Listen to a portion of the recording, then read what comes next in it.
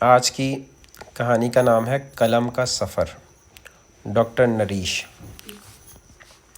پیارے بچوں، جس پین سے آپ آج لکھتے ہیں اس تک پہنچنے کے لیے قلم کو ایک طویل سفر طے کرنا پڑا ہے۔ پرانے زمانے میں مور کے پنکھ کو قلم بنا کر بھوج پتوں پر لکھا جاتا تھا۔ بھوج ایک درخت ہے جس کا تنا چمڑی جیسی کئی جلدوں سے بنتا ہے۔ اس تنے پر سے یہ پتلی پتلی جلدیں احتیاط کے ساتھ اتار لی جاتی تھیں اور ان کو ایک سائز کی پٹیوں میں کاٹ لیا جاتا تھا۔ ان پٹیوں پر تیل مل دیا جاتا تھا۔ جب یہ چکنی ہو جاتی تھیں تو ان کے اوپر مور کے پنکھ سے بنائے ہوئے قلم سے لکھا جاتا تھا۔ لکھنے کے بعد تحریر پر سیاہی مل دی جاتی تھی تو تحریر ابھر آتی تھی اور اس کو آسانی سے پڑھا جا سکتا تھا۔ مصنف جو کتاب لکھ رہا ہوتا تھا، جب اس کا ایک باب مکمل ہو جاتا تھا تو متعلقہ پٹیوں کے دھاگے سوتر سے باندھ دیا جاتا تھا۔ اسی سے سنسکرت زبان میں باب کو سوتر کہا جاتا۔ جب کتاب مکمل ہو جاتی تھی تو اس کے تمام ابواب کو ایک موٹی ڈوری سے باندھ کر گانٹھ لگا دی جاتی تھی۔ اس سے سنسکرت میں کتاب کو گرنتھ کہا گیا۔ گرنتھ کے لفظی معنی ہے گانٹھ۔ پھر کاغذ ایجاد ہوا۔ گھاس پھوس کو کئی روز تک پانی میں بھگو کر گوندھ لیا جاتا تھا اور اس کی لوئی بنا لی جاتی تھی۔ اس لوئی کو دیوار پر لیپ دیا جاتا تھا۔ جب یہ سوکھ جاتی تھی تو اس کو اتار کر ایک سائز میں کاٹ لیا جاتا تھا۔ اس پر لکھنے کے لیے مور پنکھ کی جگہ پر سرکنڈے کا قلم استعمال کیا جانے لگا۔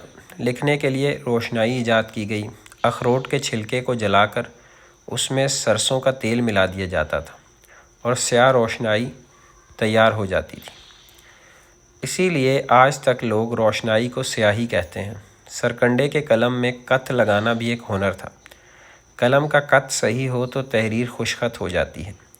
پھر نب ایجاد ہو گئے۔ قلم کو بار بار تراشنا اور اس میں قط لگانا پڑتا تھا۔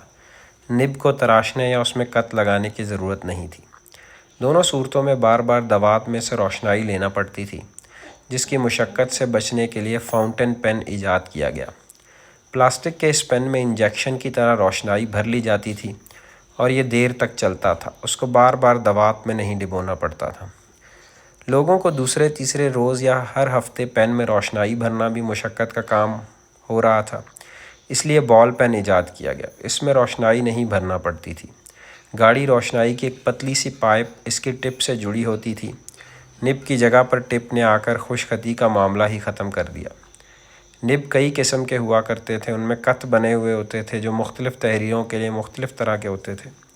مثلا انگریزی لکھنے کے لیے جی کا نب استعمال کیا جاتا تھا۔ اردو لکھنے کے لیے بیورلی کا نب استعمال کیا جاتا تھا۔ اس زمانے میں مدارس میں جب امتحان لیا جاتا تھا تو طلبہ کو خوش خطی کے نمبر الگ سے دیے جاتے تھے۔ بال پین میں قط نہ ہونے کی وجہ سے بس لکھا جاتا ہے، تحریر کیسی ہی کیوں نہ ہو۔ قلم کی کوکھ میں سے خطاطی کا جنم ہوا۔ رومن رسم خط میں 4ویں-5ویں صدی عیسوی میں خطاطی کے ذریعے بائبل کو اور 10ویں صدی میں قرآن دیدہ زیب بنانے کی غرض سے لفظوں، آیات و احادیث کو مختلف طرح کے قلموں سے لکھ کر نظر فریب بنانے کا سلسلہ شروع ہوا، جو آج تک جاری ہے۔ خطاطی ایک ایسا ہنر ہے جس کو ہم قلم کا جوہر کہہ سکتے ہیں۔ ایک بات یاد رکھیے کہ انسان کا خط اس کی شخصیت کا غماز ہوتا ہے۔ آپ کا خط جتنا خوبصورت ہوگا اتنی ہی نکھری ہوئی آپ کی شخصیت ہوگی۔ اس لیے اپنے خط پر توجہ دیجیے اور اسے بہتر بنانے کا عزم کیجیے۔